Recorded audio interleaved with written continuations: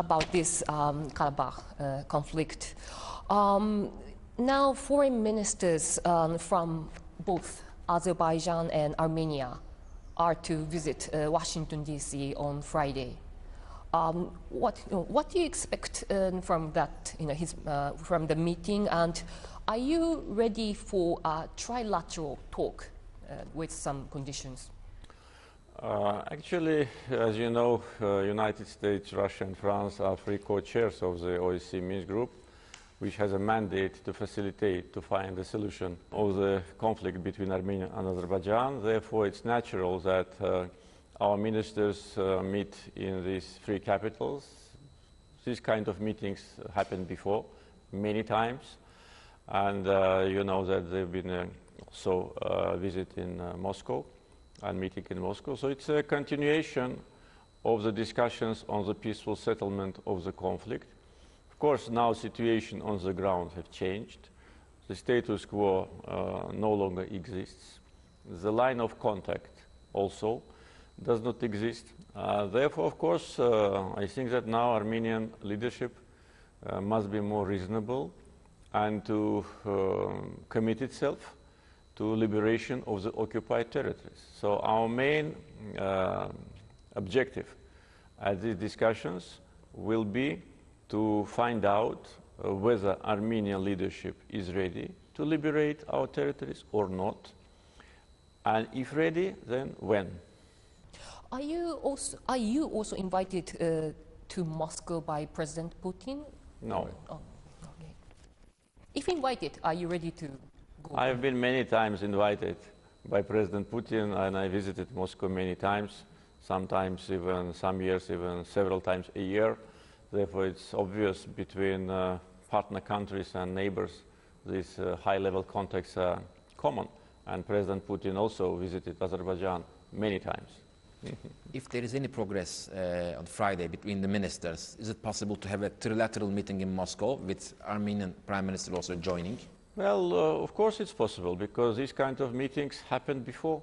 It depends on what will be the agenda, if this kind of meeting is going to take place.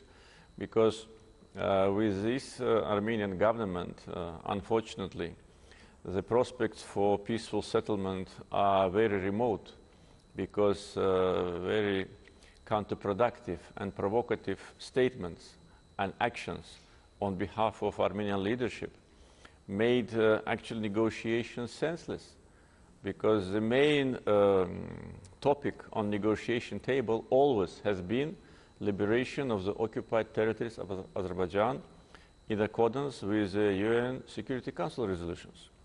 And when Armenian Prime Minister declares that Karabakh is Armenia, and when he declares that Azerbaijan must negotiate with Nagorno-Karabakh so-called authorities, and when he orders a ballistic missile strike on a peaceful city of Ganja and daily attacks on other cities of Azerbaijan, there is not much room for negotiations. Therefore, we had to prove Armenian government that they cannot afford any longer to make these aggressive steps without any punishment. We are punishing them on the ground. We are liberating our territories. Every day almost I announce new cities and villages which have been liberated from Armenian occupation. Armenia is suffering very bitter defeat on the battlefield. Therefore, of course, they must be more reasonable. And definitely the matter of liberation of the territories is happening. We wanted to achieve it through peaceful talks, but due to Armenian unconstructive position and provocative steps, it was not possible. Therefore, we are now liberating our territories on the battlefield. Would you say the second ceasefire has already failed or ended? And would you say the battles are still going on? Well, what there are? Second attempts to achieve ceasefire failed because 2 minutes after the time when ceasefire had to be efficient, they violated the ceasefire. They again attacked our peaceful cities. This morning, from 6 a.m. up until 8 a.m. They launched more than 100 times their shells on peaceful city of Terter, which suffered mostly. And they attacked our military position. They wanted to regain the territories which have already been liberated. As you know, after the first attempt of ceasefire, in less than 24 hours, they attacked from the territory of Armenia with ballistic missile, second largest city of Azerbaijan, Ganja, which is a war crime, and the Armenian government will be responsible for that.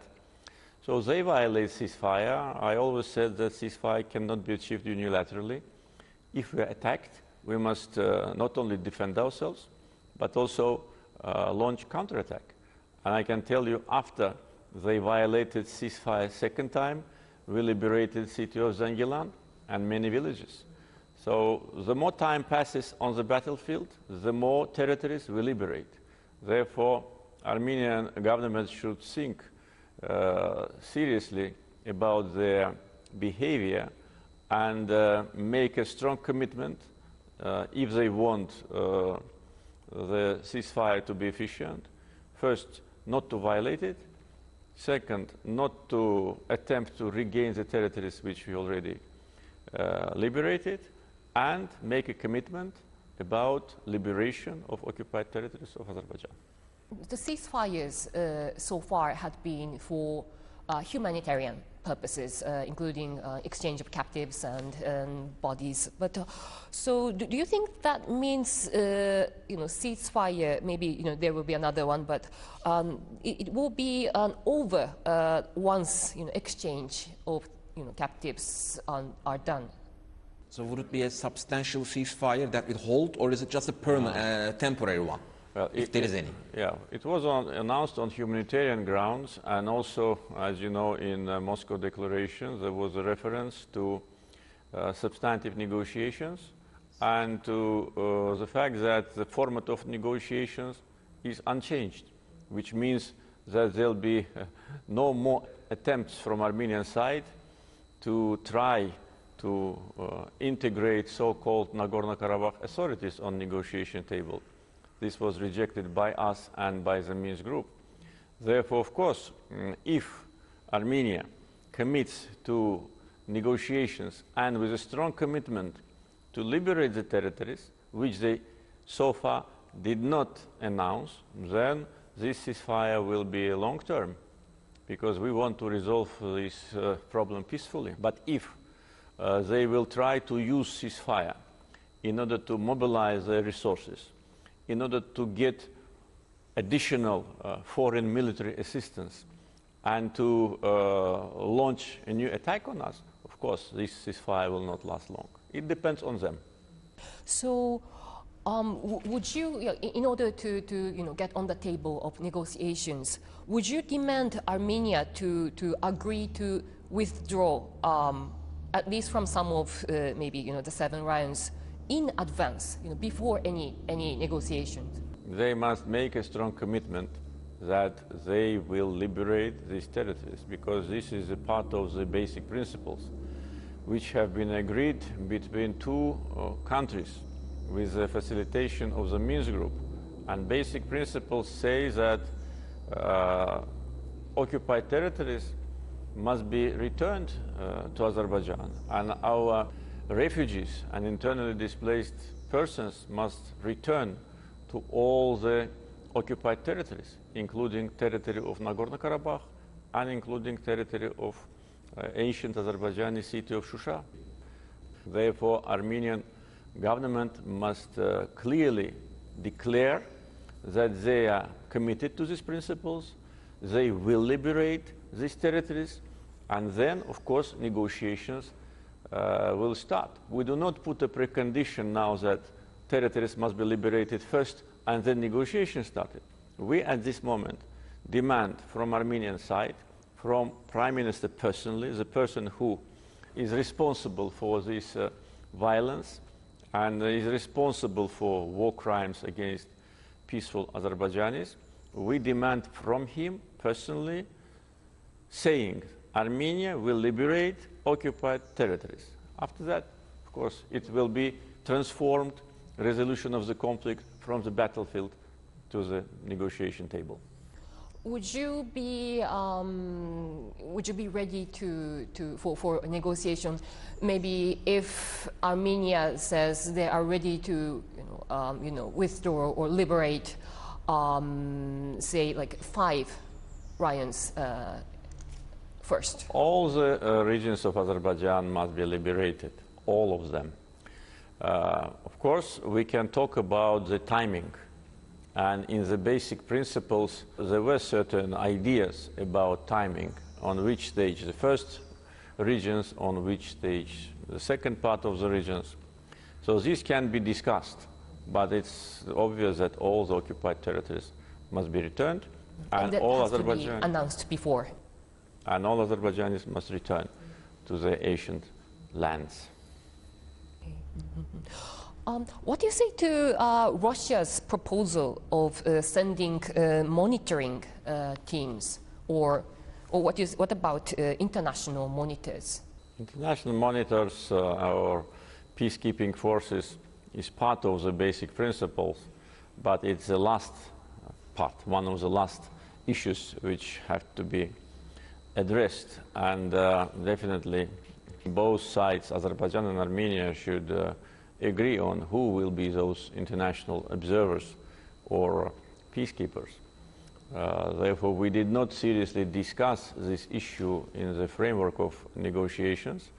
I think that Minsk Group co-chairs, 3 countries, will definitely make proposal on their behalf about what composition, the number of so-called observers, when and where they are going to be deployed. Because it's also important from technical point of view, because now it's an active phase of combat operations, where these observers or peacekeepers will be deployed. Their life can be under risk, and what will be their mandate, who will give the mandate to them. And it's clear that when we talk about that, we talk about the territory of Azerbaijan. It's not territory of Armenia. Therefore, of course, we must have a decisive say about that. Therefore, of course, all these issues must be addressed. In principle, we are not rejecting it, but of course, we will put our conditions when time will come. Speaking of Minsk Group, Turkey criticizes Minsk Group as brain dead. Would you agree? I said recently that Minsk Group did not produce any result for 30 years. At the same time, I said that Minsk Group, with the facilitation of the Minsk Group, with the previous Armenian governments, we managed to make progress. Not a big progress, but still progress. But if one group of countries for 30 years cannot produce results, it speaks for itself. And also, the co-chairs of the Minsk Group are permanent members of UN Security Council. And UN Security Council, with participation of these countries and with the voting of these countries, adopted 4 resolutions demanding complete and unconditional withdrawal of Armenian troops from Azerbaijani territories. It's a question why these resolutions are not implemented, because Minsk Group co-chairs and permanent members are the same countries. So it's an open question. Among the Minsk co-chairs, what would you say to Russia? What would you say to Russia's role as a mediator, leading mediator? And would you think? Do you say Russia has been fair? 3 co-chairs of the Minsk Group have same rights and same mandate. Therefore, as far as I know, among these countries, they did not choose a leader. They're all equal. And we look at them as mediators. And if any country assumes the role of mediator, this country must be neutral. And if it's not neutral, it cannot be mediator. And the level of neutrality is another question, which of course will be addressed at the proper time. But I think the Minsk Group co-chairs will play their role, especially now when Armenia is almost defeated on the battlefield. And in order to stop violence and in order to implement the mandate, which was for 28 years is not implemented. Do you want Turkey to have more say in the Caucasus affairs and be much more active in this negotiation process? It depends, of course, on the political agenda of Turkey. I cannot speak on behalf of Turkey. What I want to say is that, of course, we always strongly support Turkish active involvement in the regional issues, and actually this involvement is obvious. And Turkey plays an important role now, not only in our region, not only in the Caucasus, but in the broader region and in the world. It is a reality, and it is very good reality for us, because for us Turkey is a brotherly country, our closest ally and friend. And de facto Turkey is already involved, of course from legal point of view also, as a member of Minsk Group. And I said once in one of the interviews that Turkey could have been even a co-chair. If today we would have been selecting the co-chairs, definitely Azerbaijan would have supported the Turkish candidacy, and I'm sure Turkey would have insisted on being a co-chair. In 1992, unfortunately, it did not happen.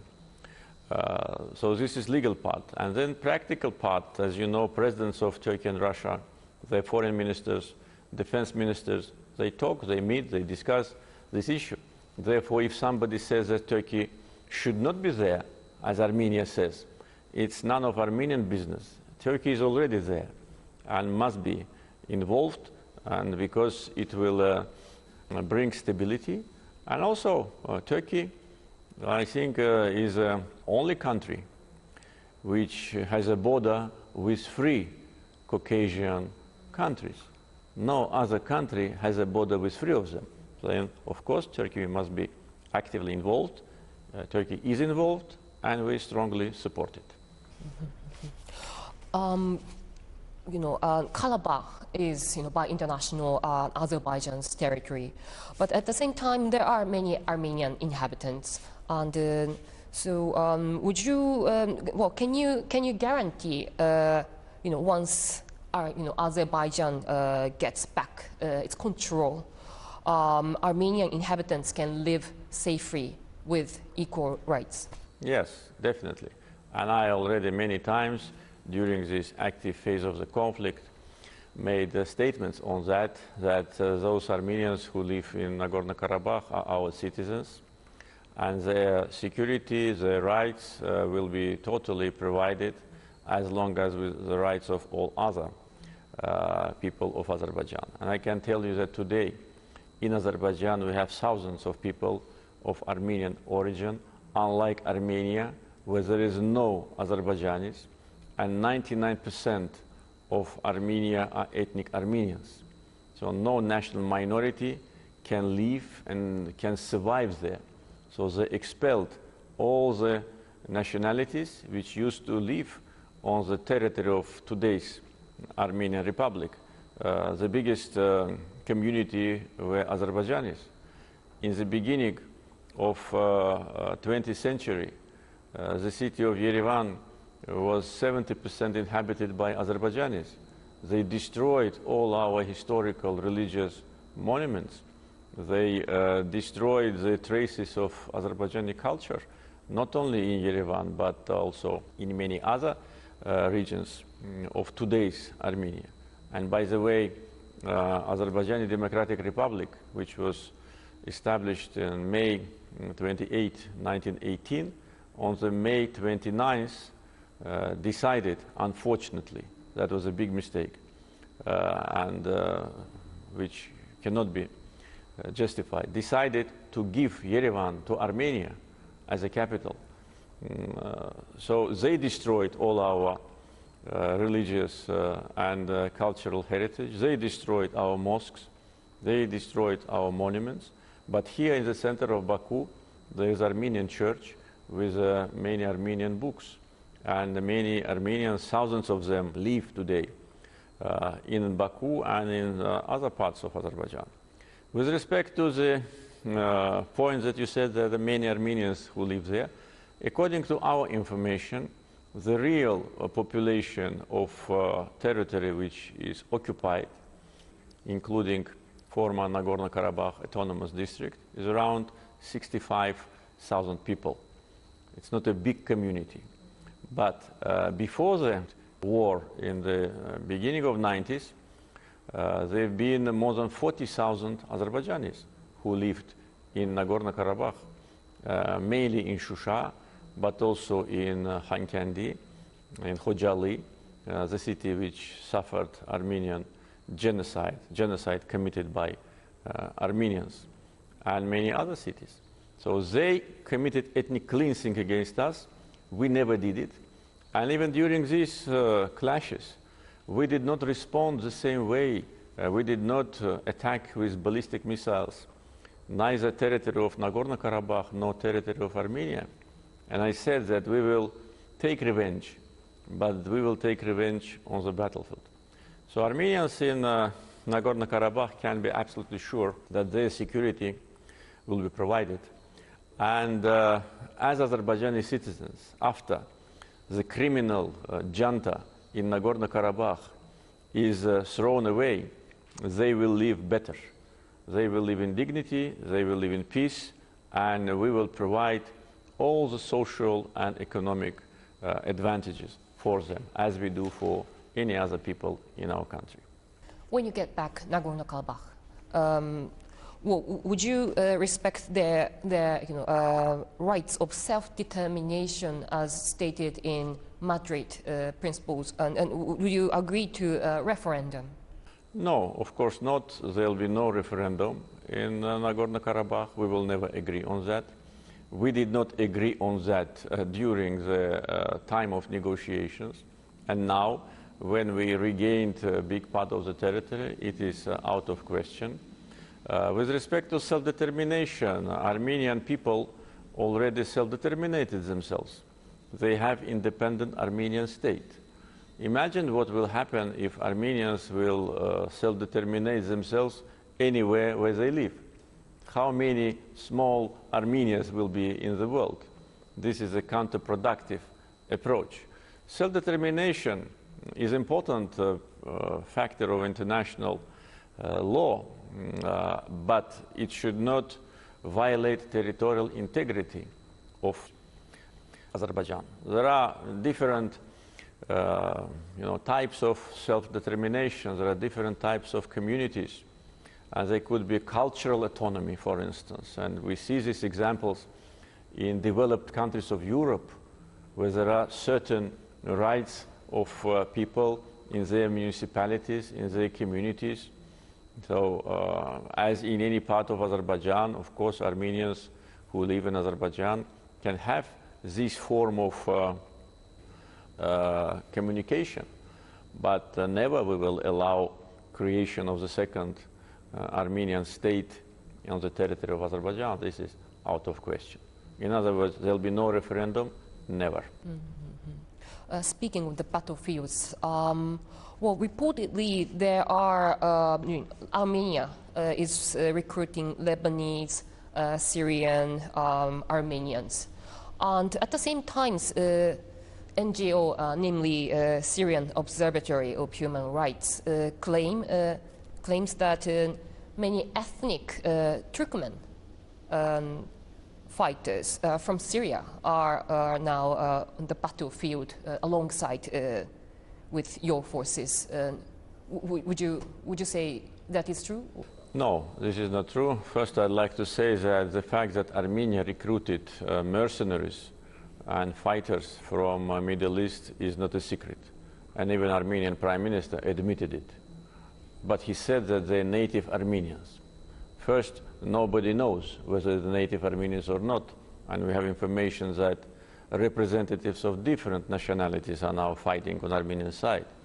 And second, if the person is ethnic Armenian but citizen of other country, does not mean that he is not a mercenary. Among those who have been eliminated on the battlefield, there are people with Lebanese passport, with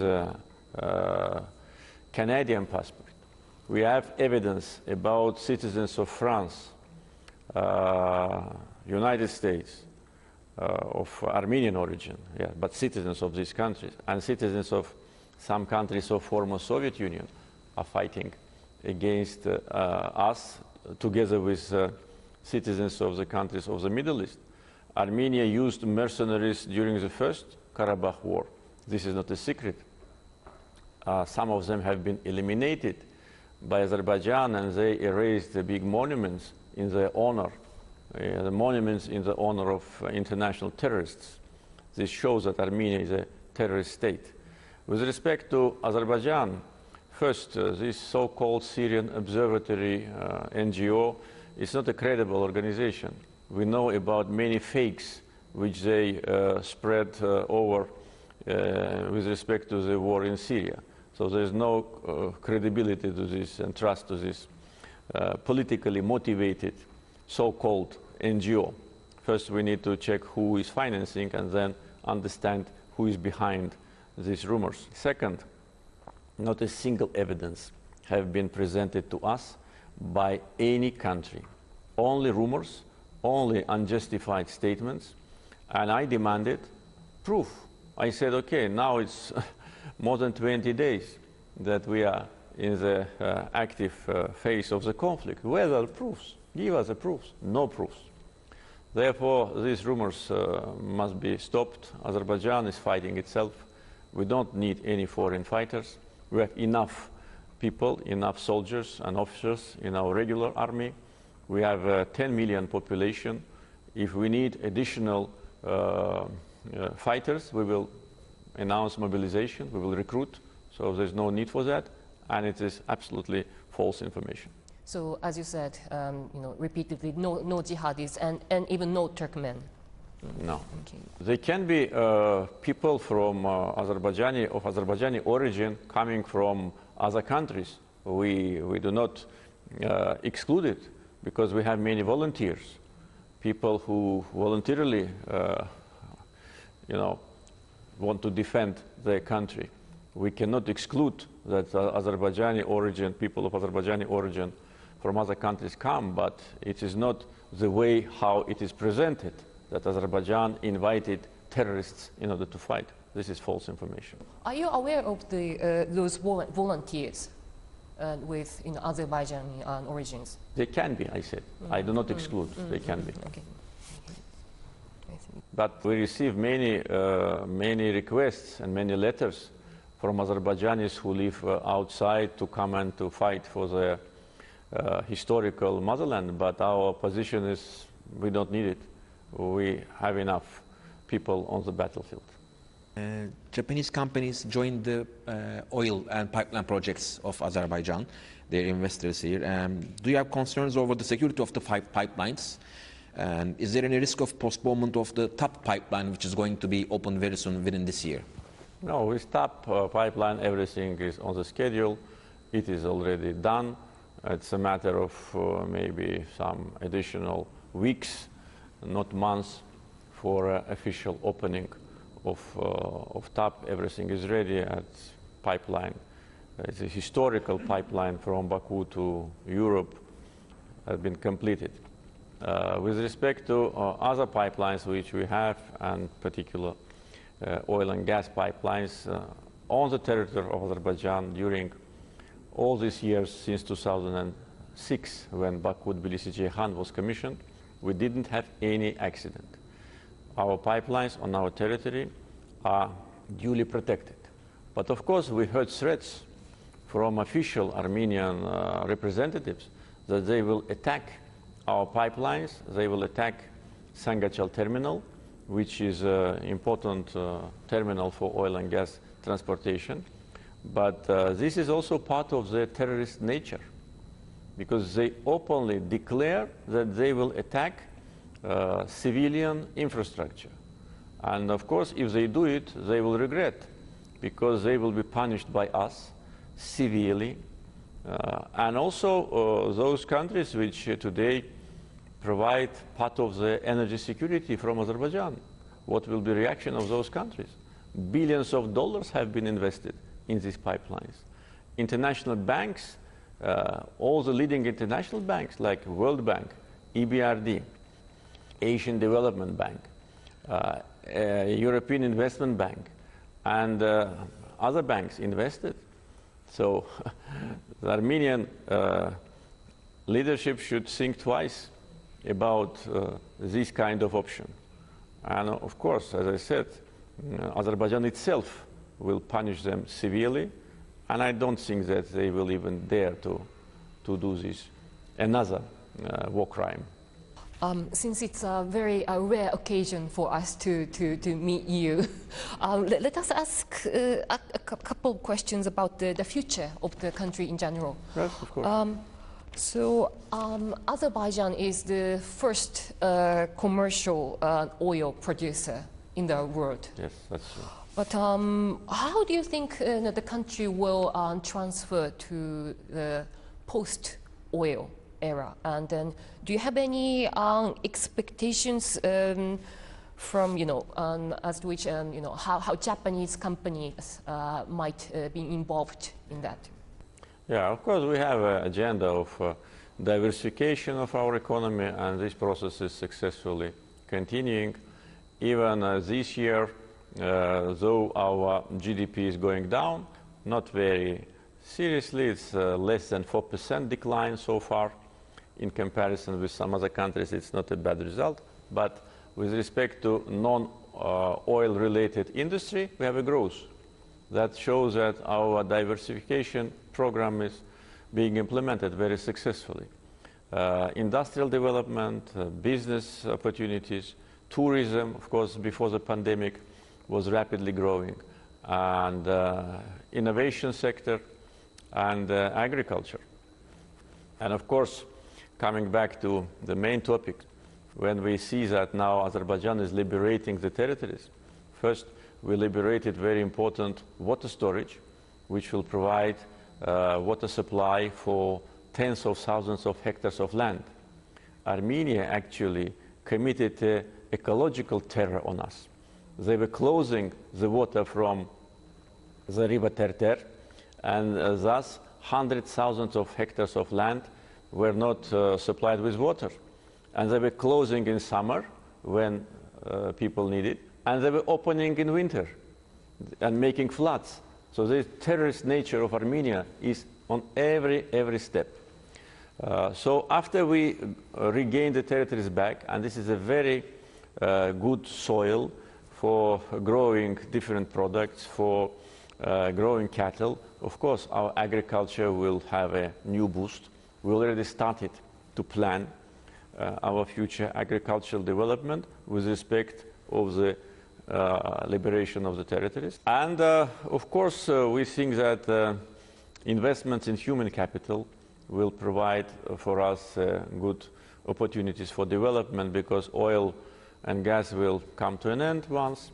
Though our reserves are huge, we just started to export large quantities of natural gas, and oil production profile will be more or less stable for coming decades. But the non-energy sector, of course, is priority. With respect to Japanese companies, they're very active here in the area of energy.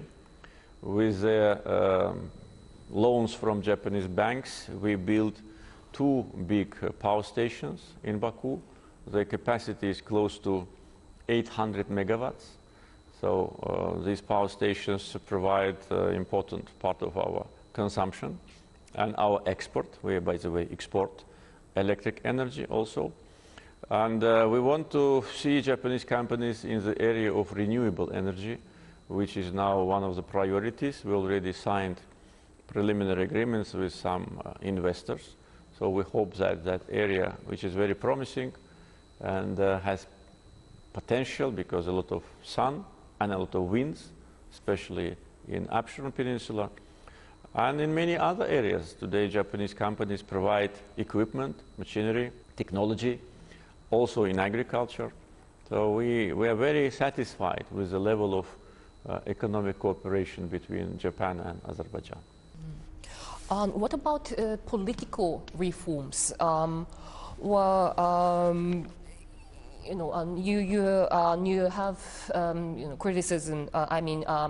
There are criticism from mainly Western countries that you yourself succeeded your father, and now your wife is vice president, and so are you ready to sort of like promote like a democracy and to open up power sharing to oppositions? I think that the democratic development in the country is going in a positive direction.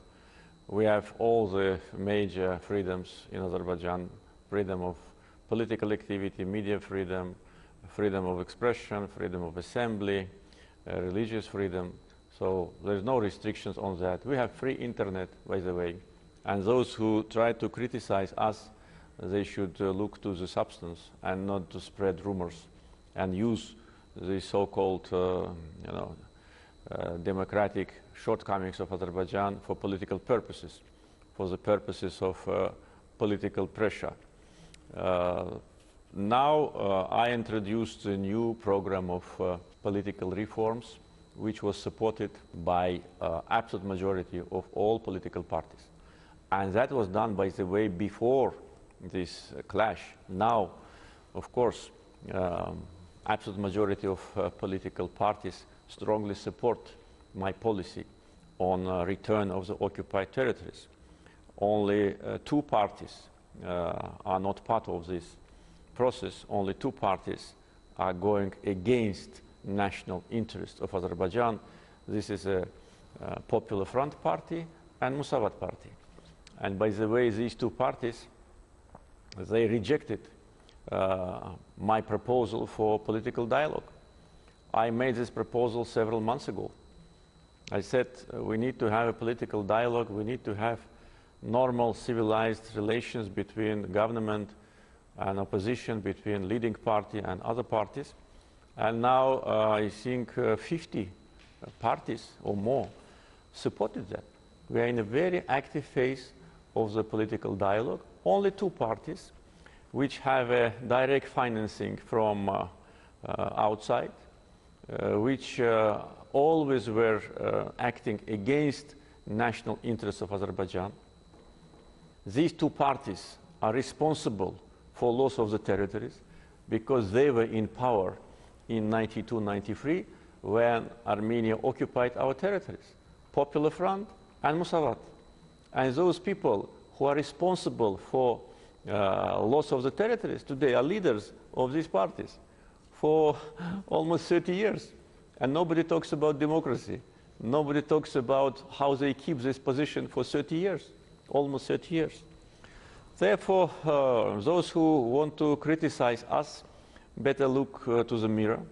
In front of our eyes, in front of the international community eyes, we see how demonstrations are brutally suppressed in so-called democracies, how people are being killed at the rallies, wounded, injured. Every week we see it, how police is using dogs and horses in order to suppress protesters. You will not see it in Azerbaijan, never. Therefore, those who criticize us better take care of their own business. With respect to what you said about me succeeding my father, yes, it is true. But before I succeeded my father, I was, for many years, member of parliament since 1995 until 2003. I was president of National Olympic Committee since 1997. I was a deputy and then senior deputy of the leading political party, Yeni Azerbaijan Party, and I was prime minister. So my political career is known to international, observers, and of course they know that it was not like they want to present. And talking about succeeding, why nobody talks about Bush family, how they succeeded each other? Why nobody talks about Clinton family, when the wife became Secretary of State and then was a presidential candidate? And many other cases like that. Let them look at themselves before raising this issue. With respect to my wife was a member of parliament since 2005. She was very active on the issues related with social and humanitarian area. She was and is the head of the biggest in the Caucasus NGO, Haidar Ali Foundation. She has strong support among Azerbaijanis. You can ask any person on the street and you will see how they love her and support her. And she was and is a deputy chairman of Yeni Azerbaijan Party.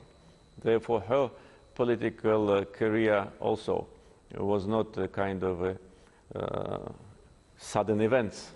And I can tell you that she was not very happy when I suggested this position to her. I can tell you, maybe I tell it for the first time, it took me a lot of time to persuade her, and I have arguments, and she didn't want. She is totally involved in issues of social humanitarian, and she wants and she helps tens of thousands of people, tens of thousands. But she does it without any PR, without any advertisement, without announcement. So she's a person our people are proud of. You mentioned, freedom of speech and internet, but but I believe there are some restrictions on social networking systems. This is temporary restrictions. These restrictions have been imposed after these clashes have started, and we made an announcement to our people that this is for the issues of national security, because we need to protect at this time our information, system from Armenian provocations. So this is a temporary. As soon as this active phase of clashes will stop, all these restrictions will be lifted. But I can tell you that the level of penetration of internet is very high, and more than 80% of Azerbaijanis are internet users. So it is only temporary. Let me close with one final question, Your Highness. Let's finish it with a hopeful note. Are you hopeful for a peaceful solution? And what will peace can bring Armenia and Azerbaijan also, because Armenia is landlocked, borders are closed here, borders are closed on Turkish side, yes. Their economy is on decline. What can peace can bring to both countries? Yes, of course, peace will change the situation in the region completely. And I hope to see the time when three countries of the Southern Caucasus will have cooperation. And now, for instance, level of cooperation between Azerbaijan and Georgia is very high. We are strategic partners. And with the current Georgian government, we have excellent relations. And we support each other, and we are good neighbors and good friends. And we implemented, look how many projects together. Oil transportation, gas transportation, electric energy transportation, railroad connection, Baku-Tbilisi-Kars, Baku-Tbilisi-Ceyhan, Baku-Tbilisi-Erzurum, Tanap, and many other. Azerbaijan is, I think, first or second largest investor in Georgia, along with Turkey. First or second largest taxpayer. And by the way, when in the middle of 90s the issue of construction of pipeline was discussed, there were some proposals from the West to have this pipeline through Armenia. But Armenia should have then liberated the territories.